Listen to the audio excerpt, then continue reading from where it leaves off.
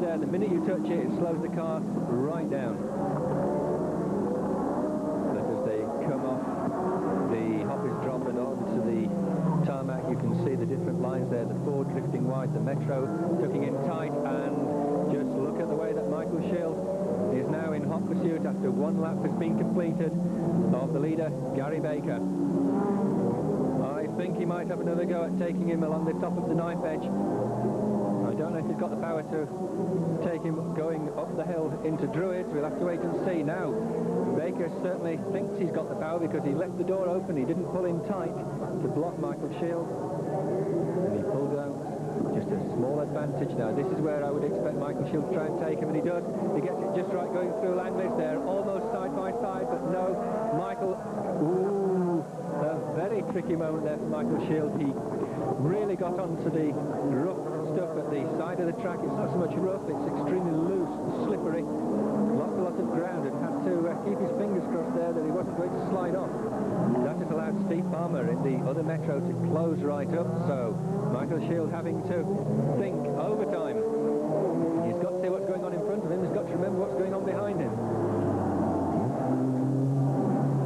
And this has become quite a race now, but Gary Baker hasn't got too far to go.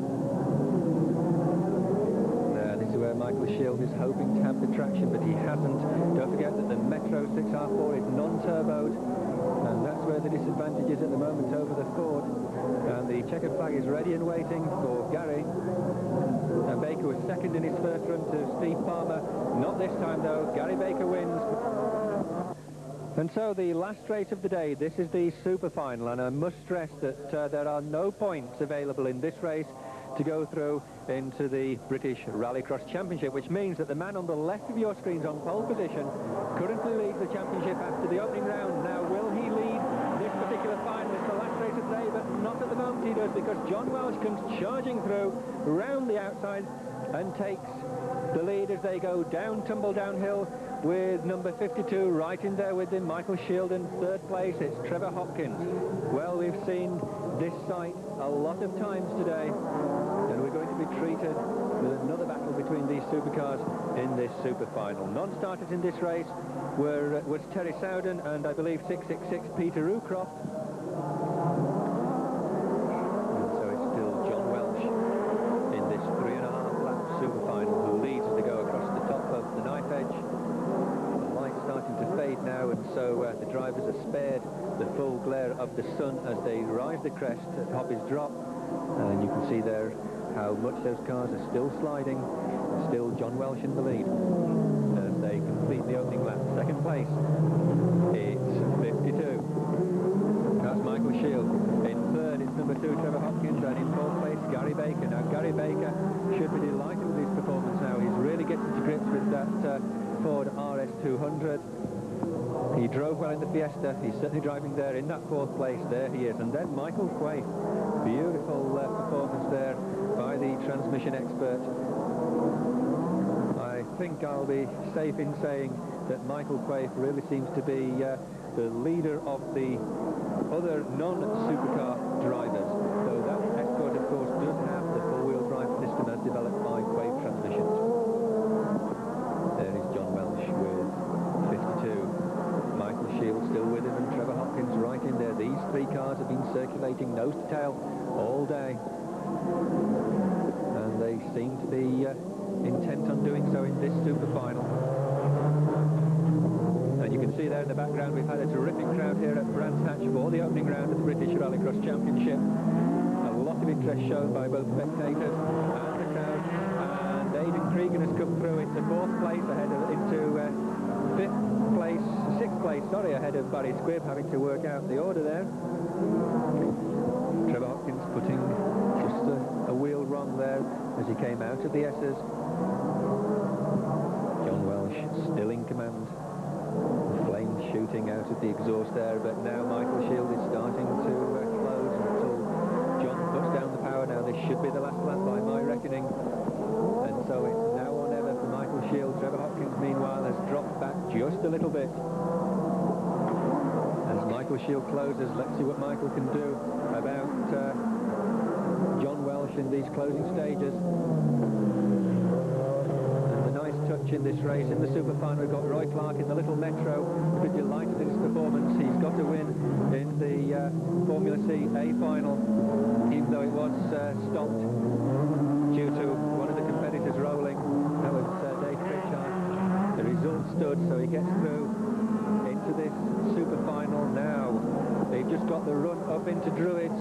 Can Michael Shield do anything about John Welsh? Well, not at the moment he can't. John Welsh seems to really have Michael Shields well in control. Shields now closing his go through, and having said so, when John closes the door on him, Michael Shields trying to go through on the outside.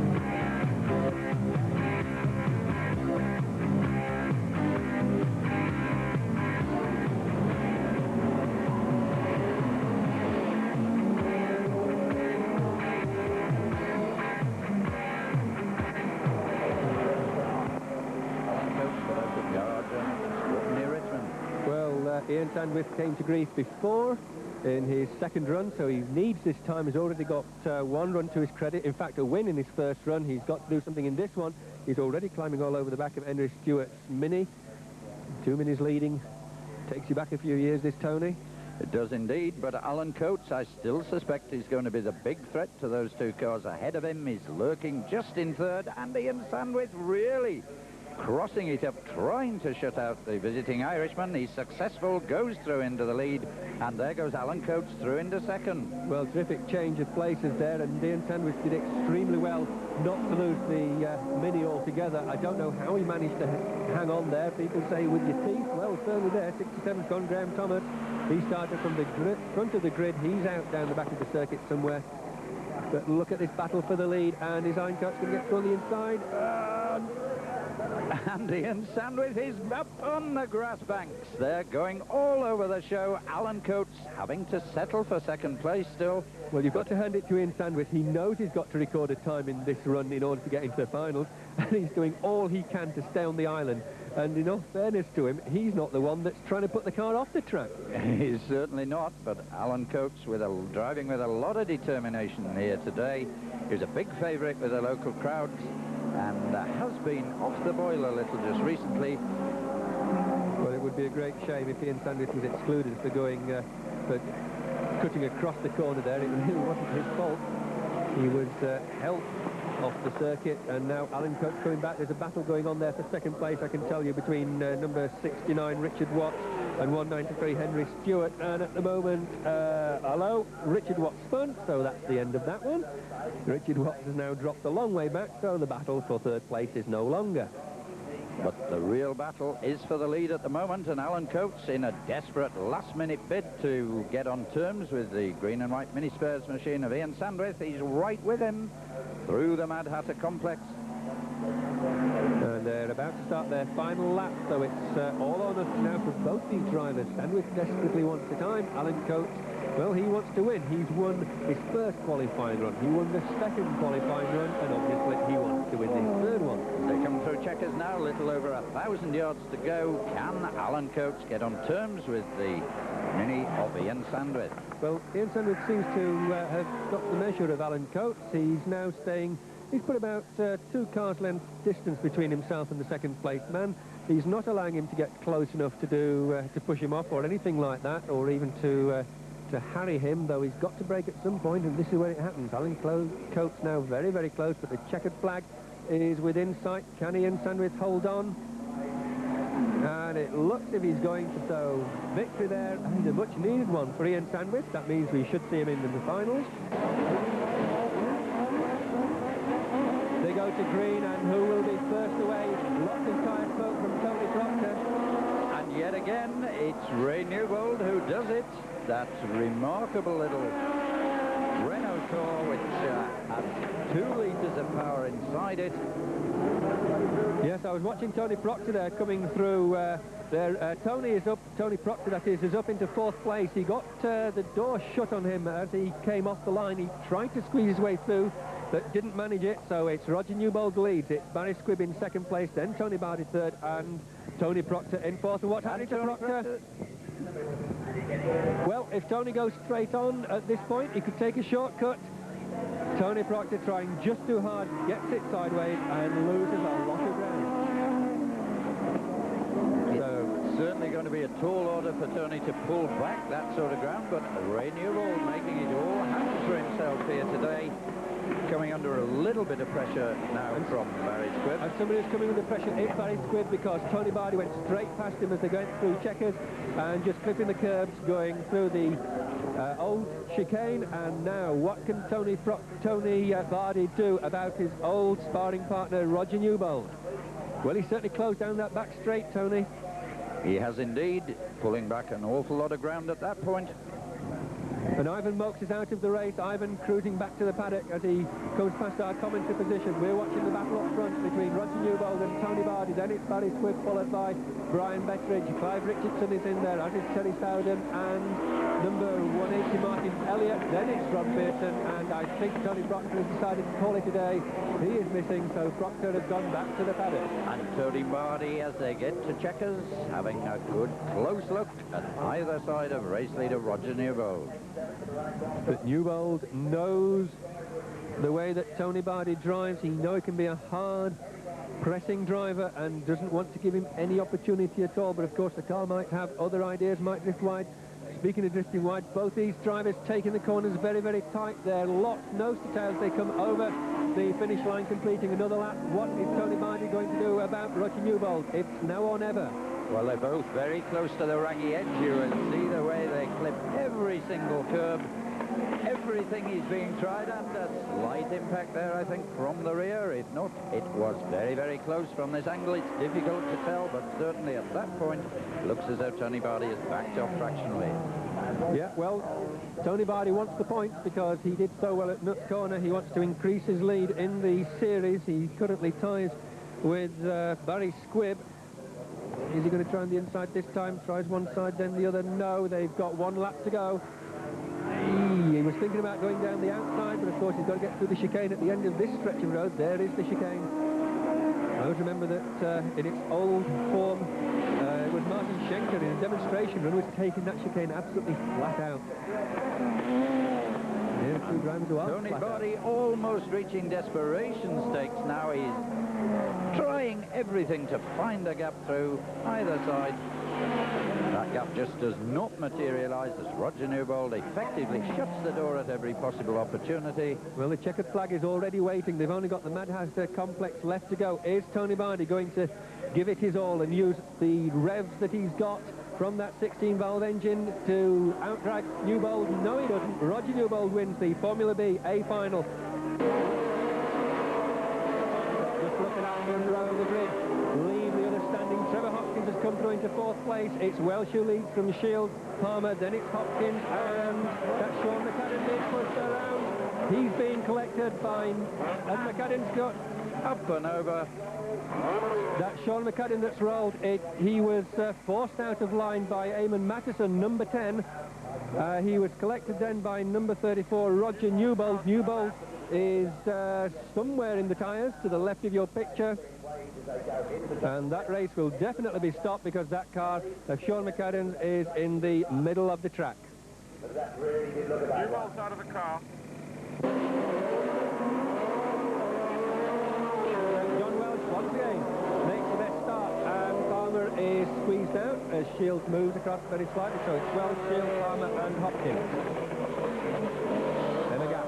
Then it's Tony Bardi, Eamon Matheson and Brian Bettridge. That is the order as they go through the old chicane for the first time. And out into the countryside now. It is still John Welsh who leads, but Michael Shield. Steve Palmer is missing. Sorry, Tony, Steve Palmer has dropped right to the back of the field. That moves Hopkins up into third spot. Michael Shield once more chasing hard after John Welsh. The gap about 4 car lengths as they complete that opening lap. And I would expect to see Michael Shield not being happy with second place, and we'll try and take John. Now, John had the lead on Michael Shield in the A final, and Shield managed to overtake him as they went round checkers. Will he try and do it again in the super final? But of course, with 6 laps in which to race, he might just be biding his time. And as they go through towards the Mad Hatter complex, this is where Michael Shield really puts the power down on that Metro, but drifts very, very wide indeed, which has allowed race leader John Welsh to open up that lead just a fraction further. And Tony Bardi is pulling up ground on Trevor Hopkins, so Tony Bardi closing on this man. Hopkins is in third place. There is Bardi.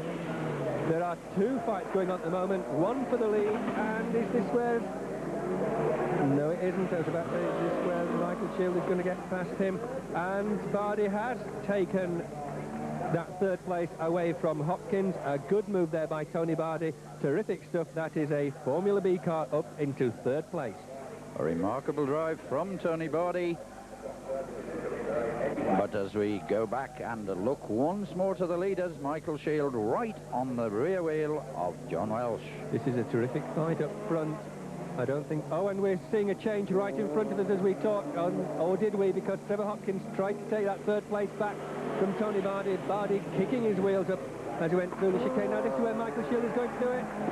Big cheer as he tries it. John Welsh holds on, but Welsh has got the wrong line for the chicane, and Michael Shield leads for the second time in these finals here at Croft.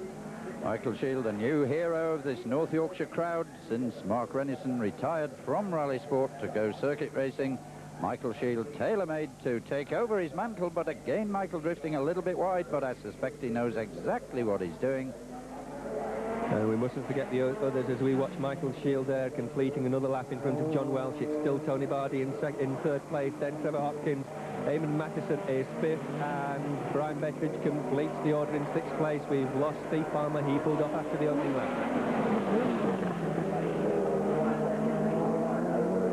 And look at the way that John Welsh is trying there. He's putting all corners at track, really bouncing its way around. But what can he do about the man in front of him? This is a battle for fifth place, believe it or not.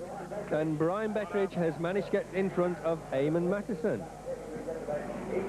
Well, they really are putting up quite a struggle all the way down through the field, Tony. And in fact, three separate, entirely separate, but very good races going on up at the front. On your screens, Michael Shield with John Welsh. What I'm wondering is John Welsh really trying hard, or is he letting Michael Shield think that he's got the legs over John and psyching him into slowing down just a little bit on that last lap? Well, we'll have to wait until the last lap to find out. The checkered flag is already out, so there's only half a lap to go for these drivers. This is when John Welsh has got to make his move, and smoke coming from John's car. And that is a problem, I think, for John Welsh. Yes, Michael Shield takes victory in the super final to add to his A final win. John Welsh, actually smoke coming from that car. He takes second place.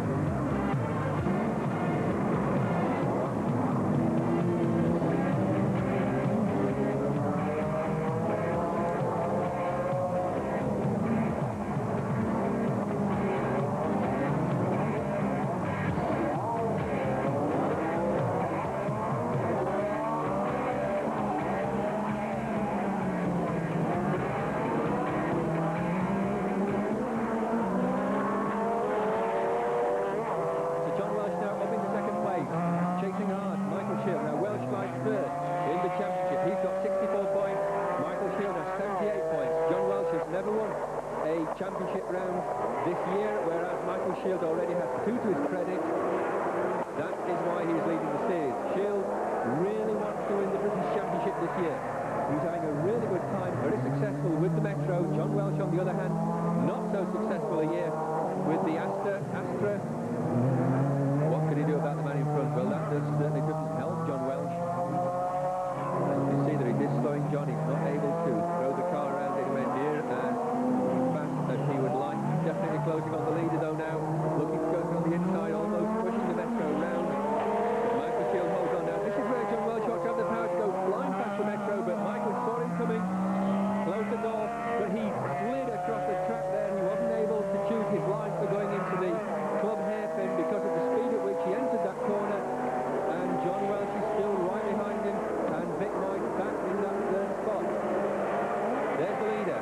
John Welsh dropping back just a little bit. Maybe Welsh has decided that he will try and overtake Michael Shield the next time they go down the straight. That's where the power of the Astra should help John.